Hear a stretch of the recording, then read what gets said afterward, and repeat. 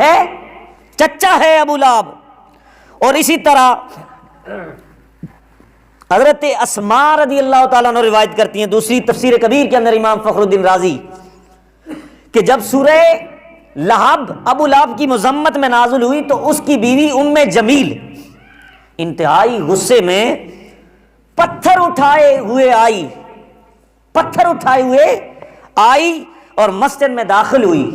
مسجد نبوی میں داخل ہوئی، اور رسول اللہ صلی اللہ علیہ وسلم مسجد میں تشریف فرما تھے، اور ان کے ساتھ حضرت سیدنا ابو بکر بھی موجود تھے میرے نبی علیہ الصلوۃ والسلام کے ساتھ۔ تو ام جمیل یہ کہہ رہی تھی مزممن فلینا ودینہ ابینا وحکمہ وسینا، کہنے لگا یعنی ہمیں قابل مذمت، یعنی نعوذ باللہ کہتا ہے کہ اس شخص سے، وہ کہنے لگی اس شخص سے محمد کریم علیہ الصلوۃ والسلام سے ہمیں سخت جو ہے نفرت ہے معاذ اللہ میرے نبی علیہ الصلوۃ والسلام کے بارے میں، اور ساتھ کہنے لگی انہوں نے جو دین لایا ہے ہم اس دین کو نہیں مانتے۔ یہ ابو لہب کی بیوی کہہ رہی تھی، مسجد تک پہنچ گئی، اور ساتھ کہنے لگی ہم ان کے احکام کی مخالفت کرتے ہیں، اور مجھے اندیشہ ہے کہ آپ کو دیکھ کر یہ لوگ سارے جو ہیں متنفر ہو جائیں گے۔ تو نبی علیہ الصلوۃ والسلام نے ارشاد فرمایا کہ کسی نے بتا دیا کہ وہ عورت آپ کو ملنے کے لیے آئی ہے، ابھی میرے نبی مسجد کے اندر جلوہ افروز ہیں، سیدنا ابو بکر بھی موجود ہیں، ابھی وہ گیٹ میں کھڑی ہے، تو کسی نے کہا یا رسول اللہ وہ ام جمیل جو آپ کی چچی ہے وہ آپ کے خلاف اس طرح کی زبان درازی بھی کر رہی ہے اور آپ کو دیکھنے کے لیے آئی ہے، آپ کے سامنے کہہ رہی ہے۔ تو میرے نبی علیہ الصلوۃ والسلام نے فرمایا وہ مجھے نہیں دیکھ سکے گی، وہ مجھے نہیں دیکھ سکے گی۔ تو فوراً یہ آیت میرے نبی نے تلاوت فرمائی فَإِذَا قَرَأْتَ الْقُرْآنَ جَعَلْنَا بَيْنَكَ وَبَيْنَ الَّذِينَ لَا يُؤْمِنُونَ بِالْآخِرَةِ حِجَابًا مَسْتُورًا، کہ اے محبوب تم نے قرآن پڑھا، ہم نے تم پر اور ان میں آخرت پر ایمان نہیں لاتے ایک چھپا ہوا پردہ کر دیا، ہم نے چھپا ہوا پردہ کر دیا۔ اور ایک روایت کے اندر آتا ہے وہ قریب آ کر حضرت ابو بکر سے کہنے لگی مجھے معلوم ہے کہ تمہارے صاحب نے میری اجو کی ہے، اجو انسلٹ کس کو کہتے ہیں، انسلٹ اس کو اجو کہتے ہیں، اجو کی ہے، یا ایک روایت کے اندر عجب کیا ہے، عجب گالیاں دی ہیں۔ تو حضرت سیدنا ابو بکر نے فرمایا رب کعبہ کی قسم انہوں نے تمہاری ہجو نہیں کی ہے۔ وہ یہ کہتے ہوئے واپس قریش جانتا ہے کہ میں اس کے سردار کی بیٹی ہوں۔ اب یہ ابو لہب کی گھر والی کے بارے میں آتا ہے کہ جس وقت کئی منقول مفسرین نے لکھا جب ابو لہب کی بیوی ام جمیل کو پتا چلا کہ یہ آیت میرے گھر والے کی مذمت میں نازل ہوئی تو وہ غصے میں آئی اور حضرت ابو سفیان کے پاس جو حضرت امیر معاویہ رضی اللہ تعالیٰ عنہ کے والد گرامی اور حضور کے سسر ہیں ان کے پاس آئی اور غصے سے بھری ہوئی تھی اور کہنے لگی بھائی کو کہنے لگی اے بہادرو تمہیں یہ بات غضبناک نہیں لگتی؟ حضرت ابو سفیان کو کہنے لگی کہ محمد نے میری عجب کی ہے، یعنی کہ بھڑکانے کے لیے حضرت ابو سفیان کے پاس چلی گئی۔ تو ابو سفیان نے کہا ٹھہرو میں اس کی خبر لیتا ہوں، جب حالت کفر میں تھے بعد میں مسلمان ہو گئے، کہا میں خبر لیتا ہوں۔ پھر تلوار لے کر باہر ابو سفیان نکلا، یہ حالت کفر کی بات ہے، تو فوراً ہی واپس لوٹ آیا۔ ام جمیل نے کیا کہ تم نے اسے قتل کر دیا ہے محمد کو معاذ اللہ۔ تو ابو سفیان نے کہا میری بہن کیا میں تمہیں یہ پسند آئے گا کہ تمہارے بھائی کا سر اژدھا کے منہ میں چلا جائے؟ یعنی کہ کافر بھی میرے نبی علیہ الصلوۃ والسلام کے رعب سے ڈرتے تھے۔ 1 میل کی دور کی مسافت بلکہ 3 مہینے کے سفر طے کرنے کے بعد ہی جتنا فاصلہ طے ہوتا ہے اتنے دور اگر میرے نبی کا گستاخ بیٹھا ہوا ہو دشمن تو اس سے یہ لگتا تھا کہ نبی علیہ الصلوۃ والسلام اس کی سر پہ کھڑے تلوار لے کے کھڑے ہیں۔ یہ روب تھا میرے نبی کا۔ اب اس کے بارے میں آتا ہے کہ یہ لکڑیاں اٹھائی ہوئی تھی اور اس کے سر پر لکڑیوں کا گٹھلا تھا اور راستے میں یہ چل رہی تھی تو اس نے کسی سے مدد مانگی کہ میرے سر پہ یہ گٹھلی اس کی گر گئی نیچے لکڑیاں، تو کسی سے کہا کہ میری یہ لکڑیاں نیچے سے اٹھا کے میرے سر پر رکھو۔ تو جس وقت راستے میں سے بندہ گزر رہا ہو تو کوئی نہ کوئی بندہ ہوتا ہے، کوئی مدد کر دیتا ہے. کسی نے اس کے سر پر گٹھلی اٹھا کر رکھ دی اور رکھ کر یہ تھوڑا سا آگے چلی، پھر گٹھلی نیچے گر گئی. جب نیچے گری تو اب اس گٹھلی کے ساتھ جو رسی باندھی ہوئی تھی اب یہ بھی گستاخ تھی نا، تو اس کا انجام کیا ہوا؟ وہ رسی اس کے گٹھلے کے ساتھ باندھی ہوئی تھی جس میں لکڑیاں باندھی ہوئی تھی، تو یہ پھر آگے جا کر وہ لکڑیاں سر سے گری، اس نے سر اس کے ساتھ لگایا تو وہ والا رسہ جو تھا وہ کھل گیا، کھل کر اس کے گلے میں آیا اور گلے میں اس کو ایک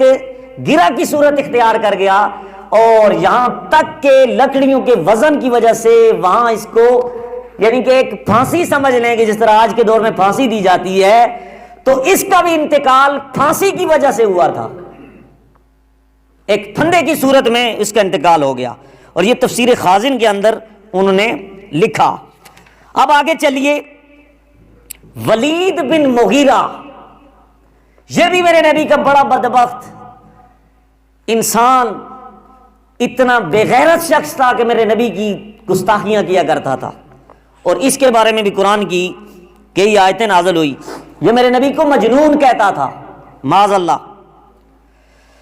حضور علیہ السلام کی گستاخی کرتے ہوئے آپ کو مجنون، یہاں تک کہ دیوانہ کہا، تو اس کی گستاخی سے قلب اطہر پر، میرے نبی پر بہت صدمہ پہنچا. تو اللہ رب العزت نے سورہ قلم اتاری اس کی مذمت میں، اور اپنے محبوب علیہ السلام کے فضائل،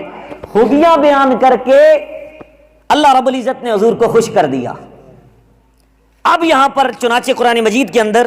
سورہ قلم آیت 2 تا 4 قرآن کہتا ہے، ما انت بنعمت ربک بمجنون ان لک لاجرا غیر ممنون وانک لعلی خلق عظیم، کہ تم اپنے رب کے فضل سے مجنون نہیں ہو. یہ ولید بن مغیرہ میرے نبی کو مجنون کہہ رہا تھا. اللہ نے قرآن کی آیت نازل فرمائی کہ اے پیارے مصطفیٰ، آپ اللہ کے فضل سے مجنون، دیوانے نہیں ہو. اور آگے رب نے فرمایا، ضرور تمہارے لیے بے انتہا نہ ختم ہونے والا اللہ رب العزت نے اجر تیار کر کے رکھا ہوا ہے. اور آگے رب نے فرمایا، انک لعلی خلق عظیم،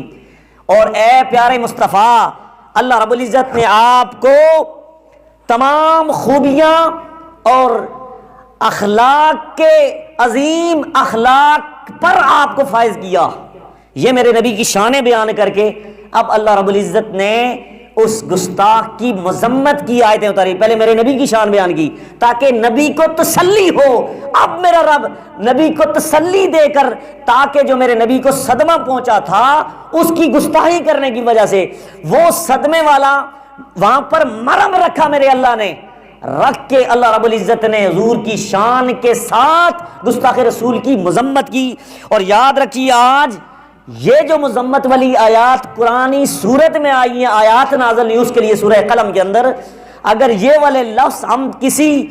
آج کل کے دور میں اس طرح کے غلیظ انسان کے لیے بھی استعمال کریں جس کے اندر یہ چیزیں موجود ہوں، تو وہ بھی گوارا نہیں کرائے گا سننے کے لیے. یہ میرے اللہ کا قرآن ہے. اللہ کی غیرت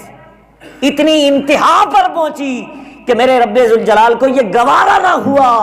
کہ جو لفظ آج کل کے لفظ اگر اس طرح کے بولے جائیں تو بندے کو شرم آ جاتی ہے، لیکن رب ذوالجلال نے قیامت تک کے گستاخوں کا رد کرتے ہوئے میرے رب ذوالجلال نے ولید بن مغیرہ اور اس کی اولاد سے پیدا ہونے والے غدار، اور فرانس کے اندر میکرون نام کا جو صدر ہے، یہاں تک کہ اس کے بارے میں بھی یہ قرآن کی آیت موجود ہے کہ اس کے اندر بھی یہ چیزیں موجود ہوں گی. قیامت تک کے گستاخوں کے بارے میں مذمت کی. تو اللہ رب العزت نے کیا فرمایا؟ میرے رب نے فرمایا، وَلَا تُطِعْ كُلَّ خَلَّافٍ مَّهِينٍ، میرے رب نے فرمایا اور ہر ایسے کی بات نہ سننا،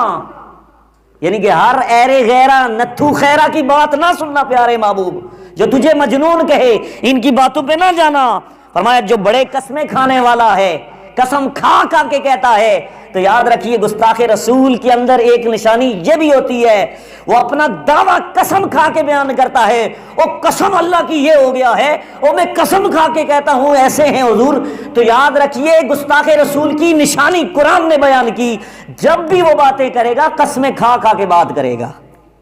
اور آگے قرآن کہتا ہے ہمازٍ مشاء بنمیم، میرے رب نے کیا فرمایا جو بڑی قسمیں کھانے والا ہے، یہ ذلیل ہے، ذلیل، مناع للخیر معتد اثیم،